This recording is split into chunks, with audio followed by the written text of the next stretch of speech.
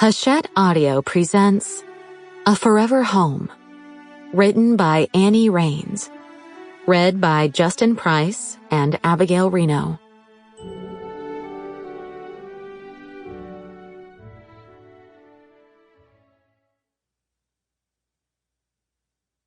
Chapter 1. Planes made Della Rose nervous. They always had. She guessed that's why she was talking her seatmate's ear off, much to his obvious disdain. She couldn't help it. Every time there was the slightest turbulence, her adrenaline spiked. There was also the fact that the guy sitting beside her could pass for George Clooney's younger brother. He had dark hair and darker eyes. He'd only looked over a couple times to meet her gaze, but she'd forgotten all about her plane anxiety during those brief moments. "I have to get home in time for my son's recital. They're performing tonight," she told him. He was only halfway participating in the conversation. She didn't think he was unfriendly. Maybe just uninterested. Or perhaps planes made him nervous too, and he was doing his best not to find a paper bag to breathe into, like her. "Where do you live?" he asked half-heartedly. "Somerset Lake. I'll be catching another flight once we land in Charlotte and taking one of those smaller planes."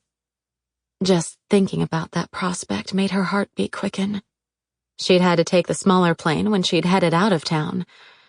In her meager experience, smaller planes equaled more turbulence, and she doubted there'd be a George Clooney clone on that trip to ease her nerves. "What about you?" she asked. He kept his gaze forward as he answered. "I've lined up a rental car for when we land. I'm heading 3 hours north." "What's there?"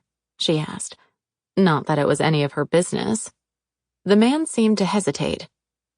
"I'm sorry. I'm a ball of nerves, I guess. I don't mean to pry. I'm just trying not to." The plane dipped and righted. Della's whole body stiffened as she pressed back into her seat and clutched the armrests. Her fingers brushed against the stranger's hand resting on the middle armrest, the feel of his skin against hers creating a zinging sensation that made her heart and breath quicken. She removed her hand and patted her chest as a high-pitched giggle bubbled over her lips. "I'm sorry," she said again. Her voice quivered this time, though.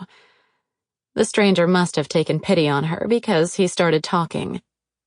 "I'm going home for the first time in over a year. I'm from Sweetwater Springs. It's..." Sample complete. Ready to continue?